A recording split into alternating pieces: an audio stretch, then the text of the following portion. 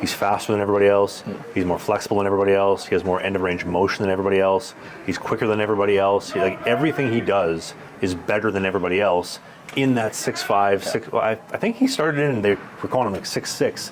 Now they have him down to like 6'4". But I usually call him 6'6". But what is going on where he's that dominant in every aspect?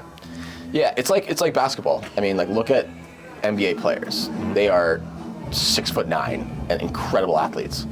So your hockey and the way the goaltending is going, and the future of goaltending, the way I see it, is that we are just going to push more tall kids to be goalies, because we know that taller goalies take up more space and all this stuff. There's advantages of being tall. Sorry, small goalies. It's the reality. There are advantages of being tall. And then when you get a lot of tall goalies, you're going to get a lot of really good athletes. You're going to have some bad athletes, but you're going to have some bad athletes that are small kids too. But you're going to have a lot of tall goalies. And so, like, how I see it, but the goaltending as a whole, is you're going to have, the average is probably going to get pushed to 6'4", 6'5", but everyone is going to be able to move like a Vasilevsky or like a UC Saros, or have this crazy skating ability, because you're just getting the best athletes. There's 32 NHL teams? Yep. 32? 32 or 33? 32. 32. So you're going to get the best 64 athletic freaks in the world that are also super tall that are playing goalies. Like, the days of the short kid, the chubby kid with asthma getting pushed in the net because there's nowhere else for them to be, that's not going to happen. We're just going to, even I do it too. Like, I just see, learn the let's play hockey thing. If there's a tall kid on there, I'm like, hey, you should be a goalie. You're going to, it's the way it is. And as someone who does, I work with a lot of small kids, and I work with children, so I'm not always working with 30-year-olds, but I work with children, and they're small, and I learn how to coach and how to adjust the games for smaller goalies.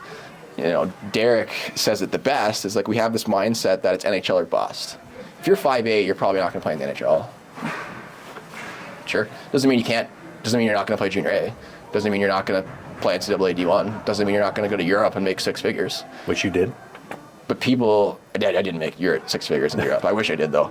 But I was also 6'4". But we're both very tall, by the way, for those wondering. Yeah, we're pretty tall. I think Travis, you are taller than me. But we're 6'4" and 6'5", so we're very biased. That's pretty good. But yeah, not a big deal. But we're so set that what is the NHL doing? What is the NHL doing? What is the NHL doing? Instead of just being like, how can I be the best goalie that I can be? And very few people are going to make the NHL, regardless of their height. So how far can you take your game? There's Blake Piella, one of my goalies from Tech. Yep. Be a nice guy. I'll say he's 5'11". He's probably not.